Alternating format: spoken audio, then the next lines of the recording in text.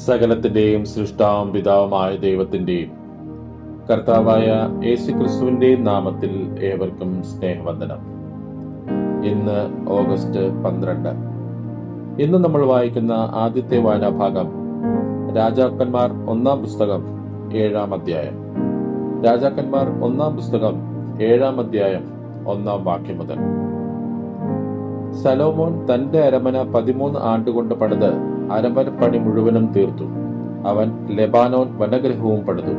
അതിന് 100 മുഴം നീളവും 50 മുഴം വീതിയും 30 മുഴം ഉയരവും ഉണ്ടായിരുന്നു. ദേവദാരു കൊണ്ടുള്ള 3 നിര തൂണിന്മേൽ ദേവദാരു ഉത്തരം വെച്ച് പണിതു. ഓരോ നിരയിൽ 15 തൂണ് വീതം 45 തൂണിന്മേൽ തുലാം വെച്ച് ദേവദാരു പലക കൊണ്ട് തട്ടിട്ടു. 3 നിര കിളിവാതിൽ ഉണ്ടായിരുന്നു. 3 നിരയിലും അവ നേർക്കുനേരെ ആയിരുന്നു. വാതിലും കട്ടിളയും എല്ലാം സമചതുരവും കിളിവാതിൽ 3 നിരയായി നേർക്കുനേരെയും ആയിരുന്നു. അവൻ 50 മുഴം നീളവും 30 മുഴം വീതിയുമുള്ള ഒരു സ്തംഭമണ്ഡപവും അതിന്റെ മുൻവശത്ത് തൂണും ഉമ്മർപ്പടിയുമായി ഒരു പൂമുഖവും ഉണ്ടാക്കി. ന്യായം വിധിക്കേണ്ടതിന് ആസ്ഥാന മണ്ഡപമായിട്ട് ഒരു സിംഹാസന മണ്ഡപവും പണിതു. അതിന് ആ സകലം ദേവദാരു പലക കൊണ്ട് അടിത്തട്ടിട്ടു.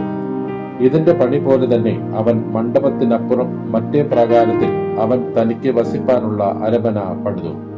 ശലോമോൻ പരിഗ്രഹിച്ചിരുന്ന ഫറവോന്റെ മകൾക്കും അവൻ ഈ മണ്ഡപം പോലെയുള്ള ഒരു അരമന പണിതു. ഇവയൊക്കെയും അടിസ്ഥാനം മുതൽ ഉത്തരക്കല്ല് വരെയും പുറത്തെ വലിയ പ്രാകാരം വരെയും തോതിന് വെട്ടി അകവും പുറവും ഈർച്ചവാൾ കൊണ്ട് അറുത്തെടുത്ത വിശേഷപ്പെട്ട കല്ലുകൊണ്ട് ആയിരുന്നു. അടിസ്ഥാനം 10 മുഴവും 8 മുഴവുമുള്ള വിശേഷപ്പെട്ട വലിയ കല്ലുകൊണ്ട് ആയിരുന്നു. മേൽപ്പണി തോതിന് വെട്ടിയ വിശേഷപ്പെട്ട കല്ലുകൊണ്ടും ദേവദാരു കൊണ്ടും ആയിരുന്നു. യഹോവയുടെ ആലയത്തിന്റെ അകത്തെ പ്രാകാരത്തിനും ആലയത്തിന്റെ മണ്ഡപത്തിനും ഉണ്ടായിരുന്നതുപോലെ വലിയ പ്രാകാരത്തിന്റെ ചുറ്റും 3 വരി ചെത്തിയ കല്ലും 1 വരി ദേവദാരുവും ഉണ്ടായിരുന്നു. ശലോമോൻ രാജാവ് സോരിൽ നിന്ന് ഹീരാം എന്നൊരുവനെ വരുത്തി. അവൻ നഫ്താലി ഗോത്രത്തിൽ ഒരു വിധവയുടെ മകൻ ആയിരുന്നു. അവന്റെ അപ്പനോ സോരിനായ ഒരു മൂശാരി അത്രേ. അവൻ താമ്രം കൊണ്ട് സകലവിധ പണിയും ചെയ്യുവാൻ തക്കവണ്ണം ജ്ഞാനവും ബുദ്ധിയും സാമർഥ്യവും ഉള്ളവനായിരുന്നു.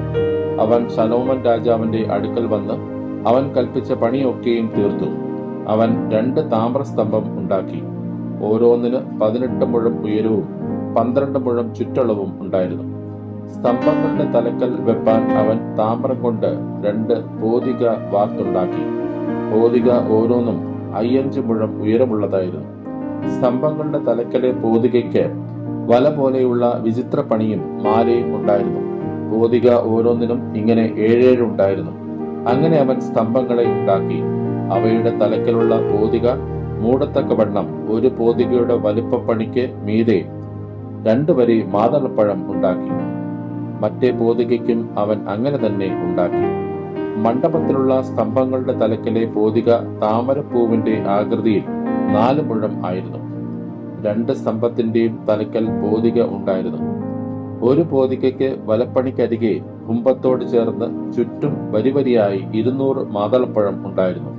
മറ്റേ പോതികയ്ക്കും അങ്ങനെ തന്നെ. അവൻ സ്തംഭങ്ങളെ മന്ദിരത്തിന്റെ മണ്ഡപവാതിൽക്കൽ നിർത്തി. അവൻ വലത്തെ സ്തംഭം നിർത്തി അതിന് യാഖീൻ എന്നും ഇടത്തെ സ്തംഭം നിർത്തി അതിന് ബോവസ് എന്നും പേരിട്ടു. സ്തംഭങ്ങളുടെ അഗ്രം താമരപ്പൂവിന്റെ ആകൃതിയിൽ ആയിരുന്നു. ഇങ്ങനെ സ്തംഭങ്ങളുടെ പണി തീർന്നു. അവൻ ഒരു കടൽ വാർത്തുണ്ടാക്കി. അത് വൃത്താകാരമായിരുന്നു. അതിന് വക്കോട് വക്ക് 10 മുഴവും ഉയരം 5 മുഴവും ചുറ്റും 30 മുഴം നൂലളവും ഉണ്ടായിരുന്നു. അതിന്റെ വക്കിന് താഴെ പുറത്ത് മുഴം ഒന്നിന് 10 കുമിഴ് വീതം കടലിന് ചുറ്റും ഉണ്ടായിരുന്നു. അത് വാർത്തപ്പോൾ തന്നെ കുമിഴും 2 നിരയായി വാർത്തിരുന്നു. അത് 12 കാളയുടെ പുറത്തു വച്ചിരുന്നു. അവയിൽ 3 വടക്കോട്ടും 3 പടിഞ്ഞാറോട്ടും 3 തെക്കോട്ടും 3 കിഴക്കോട്ടും തിരിഞ്ഞിരുന്നു. കടൽ അവയുടെ പുറത്തു വച്ചിരുന്നു. അവയുടെ പൃഷ്ഠഭാഗമൊക്കെയും അകത്തോട്ട് ആയിരുന്നു. അതിന്റെ കനം 4 അങ്കുലം. അതിന്റെ വക്ക് പാനപാത്രത്തിന്റെ വക്ക് പോലെ താമരപ്പൂവിന്റെ ആകൃതിയിൽ ആയിരുന്നു. അതിൽ 2000 ബത്ത് വെള്ളം കൊള്ളും. അവൻ താമര കൊണ്ട് 10 പീഠം ഉണ്ടാക്കി. ഓരോ പീഠത്തിന് 4 മുഴം നീളവും 4 മുഴം വീതിയും 3 മുഴം ഉയരവും ഉണ്ടായിരുന്നു. പീഠങ്ങളുടെ പണി എങ്ങനെയെന്നാൽ അവയ്ക്ക് ചട്ടപ്പലക ഉണ്ടായിരുന്നു. ചട്ടപ്പലക ചട്ടങ്ങളിൽ ആയിരുന്നു. ചട്ടങ്ങളിൽ ഇട്ടിരുന്ന പലകമേൽ സിംഹങ്ങളും കാളകളും കെരൂബുകളും ഉണ്ടായിരുന്നു. ചട്ടങ്ങളിൽ അവണ്ണം സിംഹങ്ങൾക്കും കാളകൾക്കും മീതെയും താഴെയും തോരണപ്പണിയും ഉണ്ടായിരുന്നു. ഓരോ പീഠത്തിനും താമരം കൊണ്ടുള്ള നന്നാല ചക്രവും താമരം കൊണ്ടുള്ള അച്ചുതണ്ടുകളും ഉണ്ടായിരുന്നു. അതിന്റെ 4 കോണിലും കാലുകൾ ഉണ്ടായിരുന്നു. തൊട്ടിയുടെ കീഴെ കാൽ ഓരോന്നിനും പുറവശത്ത് തോരണപ്പണിയോടുകൂടി വാർത്തിരുന്നു. അതിന്റെ വായ് ചട്ടക്കൂട്ടിന് അകത്തും മേലോട്ടും 1 മുഴം ഉയരമുള്ളതും ആയിരുന്നു. അതിന്റെ വായ് പീഠത്തിന്റെ പണി പോലെയും 1.5 മുഴം വൃത്തത്തിലും ആയിരുന്നു. അതിന്റെ വായ്ക്ക് കൊത്തുപണി ഉണ്ടായിരുന്നു. അതിന്റെ ചട്ടപ്പലക വൃത്താകാരമല്ല, ചതുരശ്രം ആയിരുന്നു. ചക്രം 4 ചട്ടങ്ങളുടെ കീഴും ചക്രങ്ങളുടെ അച്ചുതണ്ടുകൾ പീഠത്തിലും ആയിരുന്നു. ഓരോ ചക്രത്തിന്റെ ഉയരം 1.5 മുഴം. ചക്രങ്ങളുടെ പണി രഥചക്രത്തിന്റെ പണി പോലെ ആയിരുന്നു. അവയുടെ അച്ചുതണ്ടുകളും പട്ടുകളും അഴികളും ചക്രനാഭികളും എല്ലാം വാർപ്പുപണി ആയിരുന്നു. ഓരോ പീഠത്തിന്റെ 4 കോണിലും 4 കാലുണ്ടായിരുന്നു. കാലുകൾ പീഠത്തിൽ നിന്ന് തന്നെ ഉള്ളവ ആയിരുന്നു. ഓരോ പീഠത്തിന്റെയും തലയ്ക്കൽ 1/2 മുഴം ഉയരമുള്ള വളയവും ഓരോ പീഠത്തിന്റെയും മേലറ്റത്ത് അതിന്റെ താങ്ങുകളും അതിന്റെ വക്കുകളും അതിൽ നിന്ന് തന്നെ ആയിരുന്നു. അതിന്റെ താങ്ങുകളുടെ തട്ടുകളിലും വക്കുകളിലും അതതിൽ ഇടം ഉണ്ടായിരുന്നതുപോലെ അവൻ കെരൂബ്, സിംഹം, ഈന്തപ്പന എന്നിവയുടെ രൂപം ചുറ്റും തോരണപ്പണിയോടുകൂടെ കൊത്തി. ഇങ്ങനെ അവൻ പീഠം 10 തീർത്തു. അവയ്ക്കൊക്കെയും വാർപ്പും കണക്കും പരിമാണവും ഒരുപോലെ ആയിരുന്നു. അവൻ താമരം കൊണ്ട് 10 തൊട്ടിയും ഉണ്ടാക്കി. ഓരോ തൊട്ടിയിൽ 40 ബത്ത് വെള്ളം കൊള്ളും. ഓരോ തൊട്ടി 4 മുഴം. 10 പീഠത്തിൽ ഓരോന്നിന്മേൽ ഓരോ തൊട്ടി വെച്ചു.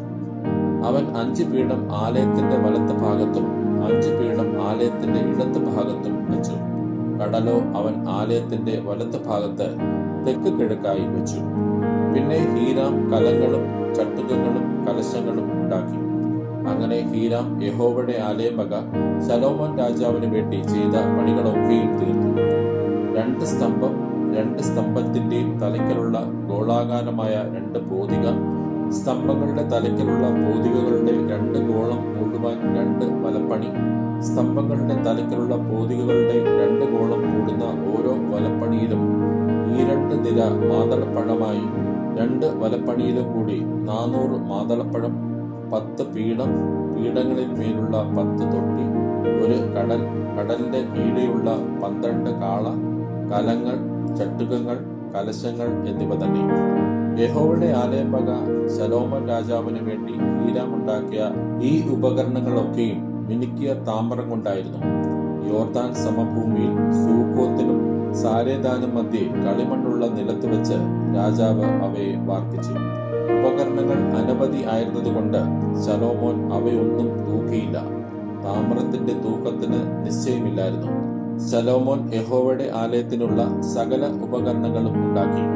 പൊൻപീഠം, കാഴ്ചപ്പം വയ്ക്കുന്ന പൊൻമേശ, അന്തർമന്ദിരത്തിന്റെ മുമ്പിൽ വലത്ത് ഭാഗത്ത് 5ഉം ഇടത്ത് ഭാഗത്ത് 5ഉമായി പൊന്നുകൊണ്ടുള്ള വിളക്ക് തണ്ടുകൾ, പൊന്നുകൊണ്ടുള്ള പുഷ്പങ്ങൾ, ദീപങ്ങൾ, ചവണകൾ, തങ്കം കൊണ്ടുള്ള പാനപാത്രങ്ങൾ, കത്രികകൾ, കലശങ്ങൾ, തവികൾ, തീച്ചട്ടികൾ, അതിപരിശുദ്ധ സ്ഥലമായ അന്തരാലയത്തിന്റെ വാതിലുകൾക്കും മന്ദിരമായ ആലയത്തിന്റെ വാതിലുകൾക്കും പൊന്നുകൊണ്ടുള്ള കെട്ടുകൾ എന്നിവ തന്നെ. അങ്ങനെ ശലോമോൻ രാജാവ് യഹോവയുടെ ആലയം വക പണി എല്ലാം തീർത്തു. ശലോമോൻ തന്റെ അപ്പനായ ദാവീദ് നിവേദിച്ചിരുന്ന വെള്ളിയും പൊന്നും ഉപകരണങ്ങളും കൊണ്ടുവന്ന യഹോവയുടെ ആലയത്തിലെ ഭണ്ഡാരത്തിൽ വെച്ചു. ഇന്ന് നമ്മൾ വായിക്കുന്ന 2ാമത്തെ വായനാഭാഗം യിരെമ്യാ പ്രവാചകന്റെ പുസ്തകം 33-ാം അധ്യായം. യിരെമ്യാ പ്രവാചകന്റെ പുസ്തകം 33-ാം അധ്യായം 1-ാം വാക്യം മുതൽ. യിരെമ്യാവ് കാവൽപ്പുരമുറ്റത്ത് അടയ്ക്കപ്പെട്ടിരിക്കുമ്പോൾ യഹോവയുടെ അരുളപ്പാട് 2-ാം പ്രാവശ്യം അവനുണ്ടായതെന്നാൽ, അതിനെ അനുഷ്ഠിക്കുന്ന യഹോവ, അതിനെ നിവർത്തിപ്പാൻ നിർണയിക്കുന്ന യഹോവ, യഹോവ എന്ന് നാമമുള്ളവൻ തന്നെ ഇപ്രകാരം അരുളിച്ചെയ്യുന്നു: എന്നെ വിളിച്ചപേക്ഷിക്ക, ഞാൻ നിനക്ക് ഉത്തരം അരുളും. നീ അറിയാത്ത മഹത്തായും അഗോചരമായുമുള്ള കാര്യങ്ങളെ ഞാൻ നിന്നെ അറിയിക്കും. വാടകൾക്കും വാളിനുമെതിരെ തടുത്തു നിൽക്കേണ്ടതിനായി ഈ നഗരത്തിൽ പൊളിച്ചിട്ടിരിക്കുന്ന വീടുകളെയും യഹൂദ രാജാക്കന്മാരുടെ അരമനകളെയും കുറിച്ച് ഇസ്രായേലിന്റെ ദൈവമായ യഹോവ ഇപ്രകാരം അരുളിച്ചെയ്യുന്നു: അവർ കൽദയരോട് യുദ്ധം ചെയ്യുവാൻ ചെല്ലുന്നു, എന്നാൽ അത് ഞാൻ എന്റെ കോപത്തിലും എന്റെ ക്രോധത്തിലും സംഹരിച്ചിരിക്കുന്ന മനുഷ്യരുടെ ശവങ്ങൾ കൊണ്ട് അവയെ നിറപ്പാനത്രേ. അവരുടെ സകല ദോഷവും നിമിത്തം ഞാൻ എന്റെ മുഖത്തെ ഈ നഗരത്തിന് മറച്ചിരിക്കുന്നു. ഇതാ, ഞാൻ രോഗശാന്തിയും ആരോഗ്യവും വരുത്തി അവരെ സൗഖ്യമാക്കുകയും സമാധാനത്തിന്റെയും സത്യത്തിന്റെയും സമൃദ്ധി അവർക്ക് വെളിപ്പെടുകയും ചെയ്യും.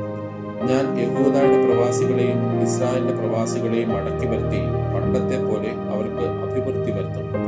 അവർ എന്നോട് പിഴച്ചതായ സകല അകൃത്യത്തെയും ഞാൻ നീക്കി അവരെ ശുദ്ധീകരിക്കുകയും അവർ പാപം ചെയ്ത് എന്നോട് ദ്രോഹിച്ചതായ സകല അകൃത്യങ്ങളെയും മോചിക്കുകയും ചെയ്യും.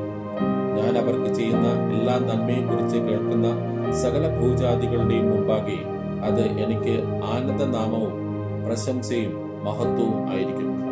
ഞാൻ അതിന് വരുത്തുന്ന ഓരോ നന്മയും നിമിത്തവും സർവ്വസമാധാനവും നിമിത്തവും അവർ പേടിച്ച് വിറയ്ക്കും. യഹോവ ഇപ്രകാരം അരുളിച്ചെയ്യുന്നു: മനുഷ്യരും മൃഗവുമില്ലാതെ ശൂന്യമായിരിക്കുന്നു എന്ന് നിങ്ങൾ പറയുന്ന ഈ സ്ഥലത്തും യഹൂദ പട്ടണങ്ങളിലും മനുഷ്യനോ നിവാസികളോ മൃഗമോ ഇല്ലാതെ ശൂന്യമായിരിക്കുന്ന യെരൂശലേം വീഥികളിലും ഇനിയും ആനന്ദഘോഷവും സന്തോഷധ്വനിയും മണവാളന്റെ സ്വരവും മണവാട്ടിയുടെ സ്വരവും സൈന്യങ്ങളുടെ യഹോവയെ സ്തുതിപ്പിൻ, യഹോവ നല്ലവനല്ലോ, അവന്റെ ദയ എന്നേക്കുമുള്ളത് എന്ന് പറയുന്നവരുടെ ശബ്ദവും യഹോവയുടെ ആലയത്തിൽ സ്തോത്രയാഗം കൊണ്ടുവരുന്നവരുടെ ശബ്ദവും കേൾക്കും. ഞാൻ ദേശത്തിന്റെ സ്ഥിതി മാറ്റി പണ്ടത്തെ പോലെ ആക്കും എന്ന് യഹോവ അരുളിച്ചെയ്യുന്നു. സൈന്യങ്ങളുടെ യഹോവ ഇപ്രകാരം അരുളിച്ചെയ്യുന്നു: മനുഷ്യനും മൃഗവുമില്ലാതെ ശൂന്യമായിരിക്കുന്ന ഈ സ്ഥലത്തും അതിന്റെ സകല പട്ടണങ്ങളിലും ആടുകളെ കിടത്തുന്ന ഇടയന്മാർക്ക് ഇനിയും മേച്ചൽപ്പുറം ഉണ്ടാകും. മലനാട്ടിലെ പട്ടണങ്ങളിലും താഴ്വീതിയിലെ പട്ടണങ്ങളിലും തെക്കേ പട്ടണങ്ങളിലും ബെന്യാമീൻ ദേശത്തും യെരൂശലേമിന്റെ ചുറ്റുവട്ടത്തിലും യഹൂദ പട്ടണങ്ങളിലും ആടുകൾ എണ്ണുന്നവന്റെ കൈക്ക് കീഴെ ഇനിയും കടന്നു പോകും എന്ന് യഹോവ അരുളിച്ചെയ്യുന്നു. ഞാൻ ഇസ്രായേൽ ഗൃഹത്തോടും യഹൂദ ഗൃഹത്തോടും അരുളി ചെയ്ത നല്ല വചനം നിവർത്തിക്കുന്ന കാലം വരും എന്ന് യഹോവയുടെ അരുളപ്പാട്. ആ നാളുകളിലും ആ കാലത്തും ഞാൻ ദാവീദിന് നീതിയുള്ള ഒരു മുളയായവനെ മുളപ്പിക്കും. അവൻ ദേശത്ത് നീതിയും ന്യായവും നടത്തും. അന്നാളിൽ യഹൂദ രക്ഷിക്കപ്പെടും, യെരൂശലേം നിർഭയമായി വസിക്കും. അതിന് യഹോവ നമ്മുടെ നീതി എന്ന് പേർ പറയും. യഹോവ ഇപ്രകാരം അരുളിച്ചെയ്യുന്നു: ഇസ്രായേൽ ഗൃഹത്തിന്റെ സിംഹാസനത്തിൽ ഇരിപ്പാൻ ദാവീദിന് ഒരു പുരുഷനില്ലാതെ വരികയില്ല. ദിനംപ്രതി ഹോമയാഗം കഴിപ്പാനും ഭോജനയാഗം ദഹിപ്പിപ്പാനും ഹനനയാഗം അർപ്പിപ്പാനും എന്റെ മുമ്പാകെ ലേവ്യ പുരോഹിതന്മാർക്ക് ഒരു പുരുഷൻ ഇല്ലാതെ വരികയുമില്ല. യിരെമ്യാവിന് യഹോവയുടെ അരുളപ്പാട് ഉണ്ടായതെന്താൽ യഹോവ ഇപ്രകാരം അരുളിച്ചെയ്യുന്നു: തക്ക സമയത്ത് പകലും രാവും ഇല്ലാതിരിക്കത്തക്കവണ്ണം പകലിനോടുള്ള എന്റെ നിയമവും രാത്രിയോടുള്ള എന്റെ നിയമവും ദുർബലമാക്കുവാൻ നിങ്ങൾക്ക് കഴിയുമെങ്കിൽ എന്റെ ദാസനായ ദാവീദിന് അവന്റെ സിംഹാസനത്തിൽ ഇരുന്നു വാഴുവാൻ ഒരു മകനില്ലാതെ വരത്തക്കവണ്ണം അവനോടും എന്റെ ശുശ്രൂഷകന്മാരായ ലേവ്യ പുരോഹിതന്മാരോടും ഉള്ള എന്റെ നിയമം ദുർബലമായി വരാം. ആകാശത്തിലെ സൈന്യത്തെ എണ്ണുവാനും കടൽപ്പുറത്തെ മണൽ അളക്കുവാനും കഴിയാത്തതുപോലെ ഞാൻ എന്റെ ദാസനായ ദാവീദിന്റെ സന്തതിയെയും എന്റെ ശുശ്രൂഷകന്മാരായ ലേവ്യരെയും വർദ്ധിപ്പിക്കും. യഹോവയുടെ അരുളപ്പാട് യിരെമ്യാവിനുണ്ടായതെന്നാൽ യഹോവ തിരഞ്ഞെടുത്തിരിക്കുന്ന 2 വംശങ്ങളെയും അവൻ തള്ളിക്കളഞ്ഞു എന്ന് ഈ ജനം പറയുന്നത് നീ ശ്രദ്ധിക്കുന്നില്ലയോ? ഇങ്ങനെ അവൻ എന്റെ ജനത്തെ അത് ഇനി ഒരു ജാതിയല്ല എന്ന് ദുഷിച്ചു പറയുന്നു. യഹോവ ഇപ്രകാരം അരുളിച്ചെയ്യുന്നു: പകലിനോടും രാത്രിയോടുമുള്ള എന്റെ നിയമം നിലനിൽക്കുന്നില്ലെങ്കിൽ, ഞാൻ ആകാശത്തിന്റെയും ഭൂമിയുടെയും വ്യവസ്ഥ നിയമിച്ചിട്ടില്ല എങ്കിൽ, ഞാൻ യാക്കോബിന്റെയും എന്റെ ദാസനായ ദാവീദിന്റെയും സന്തതിയെ അബ്രഹാമിന്റെയും ഇസഹാക്കിന്റെയും യാക്കോബിന്റെയും സന്തതിക്ക് അധിപതിയായിരിക്കാൻ അവന്റെ സന്തതിയിൽ നിന്ന് ഒരാളെ എടുക്കാതെ വണ്ണം തള്ളിക്കളയും. അവരുടെ പ്രവാസികളെ ഞാൻ മടക്കി വരുത്തുകയും അവർക്ക് കരുണ കാണിക്കുകയും ചെയ്യും. ഇന്ന് നമ്മൾ വായിക്കുന്ന 3-ാമത്തെ വായനാഭാഗം മർക്കോസ് എഴുതിയ സുവിശേഷം 7-ാം അധ്യായം. മർക്കോസ് എഴുതിയ സുവിശേഷം 7-ാം അധ്യായം 1-ാം വാക്യം മുതൽ. യെരൂശലേമിൽ നിന്ന് പരീശന്മാരും ചില ശാസ്ത്രിമാരും അവന്റെ അടുക്കൽ വന്നുകൂടി. അവന്റെ ശിഷ്യന്മാരിൽ ചിലർ ശുദ്ധിയില്ലാത്ത എന്ന് വെച്ചാൽ കഴുകാത്ത കൈകൊണ്ട് ഭക്ഷണം കഴിക്കുന്നത് അവർ കണ്ടു. പരീശന്മാരും യഹൂദന്മാരും ഒക്കെയും പൂർവന്മാരുടെ സമ്പ്രദായം പ്രമാണിച്ച് കൈ നന്നായി കഴുകിയിട്ടല്ലാതെ ഭക്ഷണം കഴിക്കയില്ല. ചന്തയിൽ നിന്ന് വരുമ്പോഴും കുളിച്ചിട്ടല്ലാതെ ഭക്ഷണം കഴിക്കുകയില്ല. പാനപാത്രം, ഭരണി, ചെമ്പ് എന്നിവ കഴുകുക മുതലായി പലതും പ്രമാണിക്കുന്നത് അവർക്ക് ചട്ടമായിരിക്കുന്നു. അങ്ങനെ പരീശന്മാരും ശാസ്ത്രിമാരും, നിന്റെ ശിഷ്യന്മാർ പൂർവന്മാരുടെ സമ്പ്രദായം അനുസരിച്ച് നടക്കാതെ ശുദ്ധിയില്ലാത്ത കൈകൊണ്ട് ഭക്ഷണം കഴിക്കുന്നത് എന്ത് എന്ന് അവരോട് ചോദിച്ചു. അവൻ അവരോട് ഉത്തരം പറഞ്ഞത്, കപടഭക്തിക്കാരായ നിങ്ങളെക്കുറിച്ച് യെശയ്യാവ് പ്രവചിച്ചത് ശരി. ഈ ജനം അധരം കൊണ്ട് എന്നെ ബഹുമാനിക്കുന്നു, എങ്കിലും അവരുടെ ഹൃദയം എങ്കിൽ നിന്ന് ദൂരത്ത് അകന്നിരിക്കുന്നു. മാനുഷ കൽപ്പനകളായ ഉപദേശങ്ങളെ അവർ ഉപദേശിക്കുന്നത് കൊണ്ട് എന്നെ വ്യർത്ഥമായി ഭജിക്കുന്നു എന്ന് എഴുതിയിരിക്കുന്നത് പോലെ തന്നെ. നിങ്ങൾ ദൈവകൽപ്പന വിട്ടും കളഞ്ഞ് മനുഷ്യരുടെ സമ്പ്രദായം പ്രമാണിക്കുന്നു. പിന്നെ അവരോട് പറഞ്ഞത്, നിങ്ങളുടെ സമ്പ്രദായം പ്രമാണിപ്പാൻ വേണ്ടി നിങ്ങൾ ദൈവകൽപ്പന തള്ളിക്കളയുന്നത് നന്നായി. നിന്റെ അപ്പനെയും അമ്മയെയും ബഹുമാനിക്ക എന്നും അപ്പനെയോ അമ്മയോ പ്രാകുന്നവൻ മരിക്കണമെന്നും മോശ പറഞ്ഞുവല്ലോ. നിങ്ങളോ ഒരു മനുഷ്യൻ അപ്പനോടോ അമ്മയോടോ നിനക്ക് എന്നാൽ ഉപകാരമായി വരേണ്ടത് വഴിപാട് എന്നർത്ഥമുള്ള ഖുർബാൻ എന്ന് പറഞ്ഞാൽ മതി എന്ന് പറയുന്നു. തൻ്റെ അപ്പനോ അമ്മയ്ക്കോ മേലാൽ ഒന്നും ചെയ്യുവാൻ അവനെ സമ്മതിക്കുന്നതുമില്ല. ഇങ്ങനെ നിങ്ങൾ ഉപദേശിക്കുന്ന സമ്പ്രദായത്താൽ ദൈവകൽപ്പന ദുർബലമാകുന്നു. ഈ വക പലതും നിങ്ങൾ ചെയ്യുന്നു. പിന്നെ അവൻ പുരുഷാരത്തെ അരികെ വിളിച്ച് അവരോട്, എല്ലാവരും കേട്ട് ഗ്രഹിച്ചു കൊള്ളുവിൻ. പുറത്തുനിന്ന് മനുഷ്യന്റെ അകത്ത് ചെല്ലുന്ന യാതൊന്നും അവനെ അശുദ്ധമാക്കുവാൻ കഴിയുകയില്ല. അവനിൽ നിന്ന് പുറപ്പെടുന്നത് അത്രേ മനുഷ്യനെ അശുദ്ധമാക്കുന്നത്. കേൾപ്പാൻ ചെവിയുള്ളവൻ കേൾക്കട്ടെ എന്ന് പറഞ്ഞു. അവൻ പുരുഷാരത്തെ വിട്ട് വീട്ടിൽ ചെന്ന ശേഷം ശിഷ്യന്മാർ ആ ഉപമയെക്കുറിച്ച് അവനോട് ചോദിച്ചു. അവനവരോട്, ഇങ്ങനെ നിങ്ങളും ബോധമില്ലാത്തവരോ? പുറത്തുനിന്ന് മനുഷ്യന്റെ അകത്ത് ചെല്ലുന്ന യാതൊന്നും അവനെ അശുദ്ധമാക്കുവാൻ കഴിയുകയില്ല എന്ന് തിരിച്ചറിയുന്നില്ലയോ? അത് അവന്റെ ഹൃദയത്തിൽ അല്ല, വയറ്റിൽ അത്രേ ചെല്ലുന്നത്, പിന്നെ മറപ്പുറയിലേക്ക് പോകുന്നു. ഇങ്ങനെ സകല ഭോജ്യങ്ങൾക്കും ശുദ്ധി വരുത്തുന്നു എന്ന് പറഞ്ഞു. മനുഷ്യരിൽ നിന്ന് പുറപ്പെടുന്നത് അത്രേ മനുഷ്യനെ അശുദ്ധനാക്കുന്നത്. അകത്തുനിന്ന് മനുഷ്യരുടെ ഹൃദയത്തിൽ നിന്ന് തന്നെ ദുശ്ചിന്ത, വ്യഭിചാരം, പരസംഗം, കൊലപാതകം, മോഷണം, അത്യാഗ്രഹം, ദുഷ്ടത, ചതി, ദുഷ്കർമ്മം, വിടക്ക് കണ്ണ്, ദൂഷണം, അഹങ്കാരം, മൂഢത എന്നിവ പുറപ്പെടുന്നു. ഈ ദോഷങ്ങളെല്ലാം അകത്തുനിന്ന് പുറപ്പെട്ട് മനുഷ്യനെ അശുദ്ധനാക്കുന്നു എന്നും അവൻ പറഞ്ഞു. അവൻ അവിടെ നിന്ന് പുറപ്പെട്ട് സീദോന്റെയും സോരിന്റെയും അതിർനാട്ടിൽ ചെന്ന് ഒരു വീട്ടിൽ കടന്നു. ആരും അറിയരുത് എന്ന് ഇച്ഛിച്ചുവെങ്കിലും മറഞ്ഞിരിപ്പാൻ സാധിച്ചില്ല. അശുദ്ധാത്മാവ് ബാധിച്ച ചെറിയ മകൾ ഉള്ളൊരു സ്ത്രീ അവന്റെ വസ്തുത കേട്ടിട്ട് വന്ന് അവന്റെ കാൽക്കൽ വീണു. അവൾ സുറഫോനിക്യ ജാതിയിലുള്ള ഒരു യവന സ്ത്രീ ആയിരുന്നു. തന്റെ മകളിൽ നിന്ന് ഭൂതത്തെ പുറത്താക്കുവാൻ അവൾ അവനോട് അപേക്ഷിച്ചു. യേശു അവളോട്, മുമ്പേ മക്കൾക്ക് തൃപ്തി വരട്ടെ, മക്കളുടെ അപ്പം എടുത്ത് ചെറുനായ്ക്കൾക്ക് ഇട്ടുകൊടുക്കുന്നത് നന്നല്ല എന്ന് പറഞ്ഞു. അവൾ അവനോട്, അതേ കർത്താവേ, ചെറുനായ്ക്കളും മേശയ്ക്ക് കീഴെ കുട്ടികളുടെ അപ്പനുറുക്കുകളെ തിന്നുന്നുവല്ലോ എന്ന് ഉത്തരം പറഞ്ഞു. അവൻ അവളോട്, ഈ വാക്ക് നിമിത്തം പൊയ്ക്കൊള്ളുക, ഭൂതം നിന്റെ മകളെ വിട്ടുപോയിരിക്കുന്നു എന്ന് പറഞ്ഞു. അവൾ വീട്ടിൽ വന്നാറെ മകൾ കിടക്കമേൽ കിടക്കുന്നതും ഭൂതം വിട്ടുപോയതും കണ്ടു. അവൻ വീണ്ടും സോരിന്റെ അതിർവിട്ട് സീദോൻ വഴിയായി ദക്കപ്പൊലി ദേശത്തിന്റെ നടുവിൽ കൂടി ഗലീല കടൽപ്പുറത്ത് വന്നു. അവിടെ അവർ വിക്കനായൊരു ചികടനെ അവന്റെ അടുക്കൽ കൊണ്ടുവന്ന് അവന്റെ മേൽ കൈവെക്കണം എന്ന് അപേക്ഷിച്ചു. അവൻ അവനെ പുരുഷാരത്തിൽ നിന്ന് വേറിട്ട് കൂട്ടിക്കൊണ്ടുപോയി അവന്റെ ചെവിയിൽ വിരലിട്ട് തുപ്പി അവന്റെ നാവിനെ തൊട്ടു. സ്വർഗത്തേക്ക് നോക്കി നെടുവീർപ്പിട്ട് അവനോട്, തുറന്നു വരിക എന്നർത്ഥമുള്ള എഫദ എന്ന് പറഞ്ഞു. ഉടനെ അവന്റെ ചെവി തുറന്ന് നാവിന്റെ കെട്ടുമഴിഞ്ഞിട്ട് അവൻ ശരിയായി സംസാരിച്ചു. ഇത് ആരോടും പറയരുത് എന്ന് അവരോട് കൽപ്പിച്ചുവെങ്കിലും അവൻ എത്ര കൽപ്പിച്ചുവോ അത്രയും അവർ പ്രസിദ്ധമാക്കി. അവൻ സകലവും നന്നായി ചെയ്തു, സെകിടരെ കേൾക്കുമാറാക്കുന്നു, ഊമരെ സംസാരിക്കുമാറാക്കുന്നു എന്ന് പറഞ്ഞ് അത്യന്തം വിസ്മയിച്ചു. ഇന്ന് നമ്മൾ വായിച്ചു കേട്ട ഈ വേദഭാഗങ്ങളാൽ പിതാവായ ദൈവത്തിങ്കിൽ നിന്നും കർത്താവായ ക്രിസ്തുയേശുവിൽ നിന്നും ഏവർക്കും കൃപയും കനിവും സമാധാനവും ഉണ്ടാകട്ടെ. ആമേൻ.